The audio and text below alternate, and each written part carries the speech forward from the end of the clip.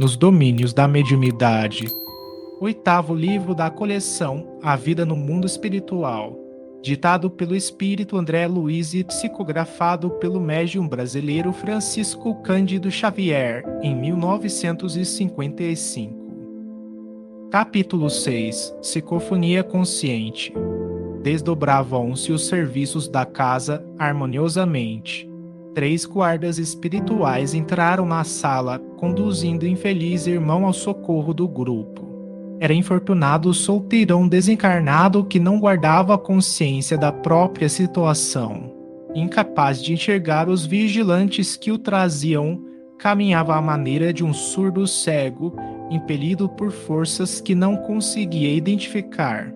É um desventurado obsessor que acabam de remover do ambiente a que, desde muito tempo, se ajusta, informou Aulus, compadecido.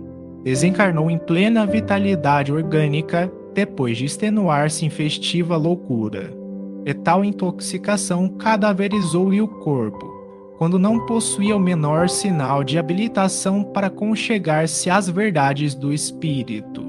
E como quem já conhecia as particularidades da prestação de socorro que, de certo, fora antecipadamente preparada, continuou explicando. Reparem, é alguém a movimentar-se nas trevas de si mesmo, trazido ao recinto sem saber o rumo tomado pelos próprios pés, como qualquer alienado mental em estado grave, desenfaixando-se da veste de carne, com o pensamento novelado à paixão por irmã nossa, hoje torturada enferma que sintonizou com ele a ponto de retê-lo junto de si com aflições e lágrimas, passou a vampirizar-lhe o corpo. A perda do veículo físico, na deficiência espiritual em que se achava, deixou-o integralmente desarvorado, como um náufrago dentro da noite.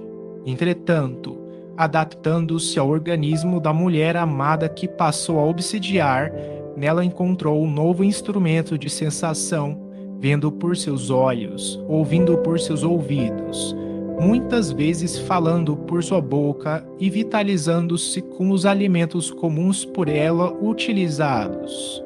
Nessa simbiose vivem ambos há quase 5 anos sucessivos, contudo, agora a moça subnutrida e perturbada acusa desequilíbrios orgânicos de vulto, por haver a doente solicitado nosso concurso assistencial. Somos constrangidos a duplo socorro, para que se cure das fobias que presentemente assaltam como reflexos da mente dele, que se vê apavorado diante das realidades do espírito.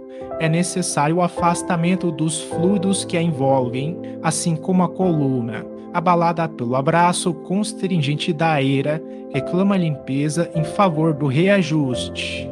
Nesse ínterim, os condutores, obedecendo às determinações de Clementino, localizaram o sofredor ao lado de Dona Eugênia. O mentor da casa aproximou-se dela e aplicou-lhe forças magnéticas sobre o córtex cerebral, depois de arrojar vários feixes de raios luminosos sobre a extensa região da glote. Notamos que Eugênia, a alma, afastou-se do corpo, mantendo-se junto dele à distância de alguns centímetros, enquanto que, amparado pelos amigos que o assistiam, o visitante sentava-se rente, inclinando-se sobre o equipamento mediúnico ao qual se justapunha à maneira de alguém a debruçar-se numa janela. Ante o quadro, recordei as operações do mundo vegetal, em que uma planta se desenvolve à custa de outra, e compreendi que aquela associação poderia ser comparada a sutil processo de enxertia neuropsíquica. Suspiros de alívio desprenderam-se do tórax mediúnico que, por instantes, se mostrara algo agitado. Observei que leves fios brilhantes ligavam a fronte de Eugênia, desligada do veículo físico, ao cérebro da entidade comunicante. Porque eu lhe dirigisse um olhar de interrogação e estranheza, Aulus explicou: prestimoso é o fenômeno da psicofonia consciente ou trabalho dos médiums falantes. Embora senhoreando as forças de Eugênia, o hóspede enfermo do nosso plano permanece controlado por ela, a quem se emana pela corrente nervosa, através da qual estará nossa irmã informada de todas as palavras que ele mentalize e pretenda dizer. Efetivamente, aposta-se-lhe temporariamente do órgão vocal de nossa amiga, apropriando-se de seu mundo sensório, conseguindo enxergar, ouvir e raciocinar com algum equilíbrio por intermédio das energias dela, mas Eugênia comanda firme as rédeas da própria vontade, agindo qual se fosse enfermeira concordando com os caprichos de um doente no objetivo de auxiliá-lo. Esse capricho, porém, deve ser limitado, porque, consciente de todas as intenções do companheiro infortunado a quem empresta o seu carro físico, nossa amiga reserva-se o direito de corrigi-lo em qualquer inconveniência. Pela corrente nervosa, conhecer-lhe-á as palavras na formação, apreciando-as previamente, de vez que os impulsos mentais dele repercutem sobre o pensamento sarnento como verdadeiras marteladas. Pode, assim, frustrar-lhe qualquer abuso, fiscalizando-lhe os propósitos e expressões, porque se trata de uma entidade que é inferior, pela perturbação e pelo sofrimento em que se encontra e a cujo nível não deve arremessar-se, se quiser ser útil. O espírito em turvação é um alienado mental, requisitando auxílio. Nas sessões de caridade, qual aqui presenciamos, o primeiro socorrista é o médium que o recebe, mas se esse socorrista cai no padrão vibratório do necessitado que lhe roga serviço, há pouca esperança no amparo eficiente. O médium, pois, quando integrado nas responsabilidades que esposa, tem o dever de colaborar na preservação da ordem e da respeitabilidade na obra de assistência aos desencarnados, permitindo-lhes a livre manifestação apenas até o ponto em que essa manifestação não colida com a harmonia necessária ao conjunto e com a dignidade imprescindível ao recinto. Então, alegou Hilário, nesses trabalhos, o médium nunca se mantém a longa distância do corpo. Sim, sempre que o esforço se refira a entidades em desajuste, o medianeiro não deve ausentar-se demasiado. Com um demente em casa, o afastamento é perigoso, mas se nosso lar está custodiado por amigos cônscios de si, podemos excursionar até muito longe, porquanto nosso domicílio demorar-se aguardado com segurança. No concurso aos irmãos desequilibrados, nossa presença é imperativo dos mais lógicos. Fitou Eugênia preocupada e vigilante ao pé do enfermo que começava a falar e sentenciou: se preciso, nossa amiga poderá retomar o próprio corpo num átimo. Acham-se ambos num consórcio momentâneo em que o comunicante é a ação, mas no qual a médium personifica a vontade. Em todos os campos de trabalho, é natural que o superior seja responsável pela direção do inferior. O visitante passou a destra pela face num gesto de alívio e bradou, transformado: Vejo, mas por que encantamento me prendem aqui? Que algemas me afivelam este móvel pesado? E acentuando a expressão de assombro, prosseguia: qual o objetivo desta assembleia em silêncio de funeral? Quem me trouxe? Vimos que Eugênia, fora do veículo denso, escutava todas as palavras que lhe fluíam da boca, transitoriamente ocupada pelo peregrino das sombras, arquivando-as de maneira automática no centro da memória.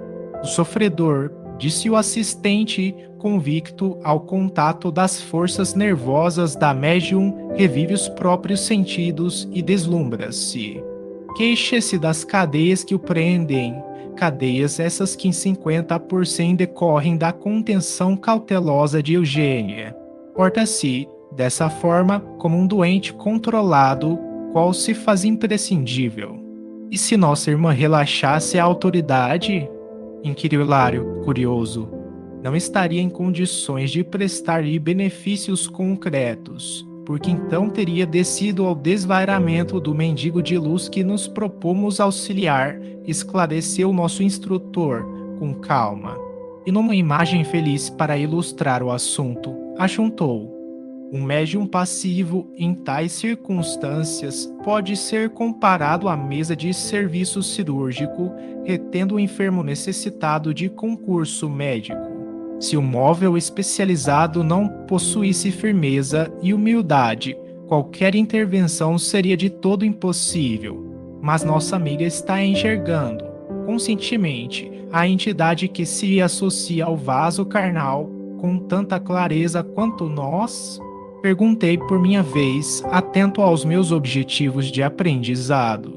No caso de Eugênia, isso não acontece, elucidou Aulus, condescendente, porque o esforço dela na preservação das próprias energias e o interesse na prestação de auxílio com todo o coeficiente de suas possibilidades não me permitem a necessária concentração mental para surpreender e a forma exterior.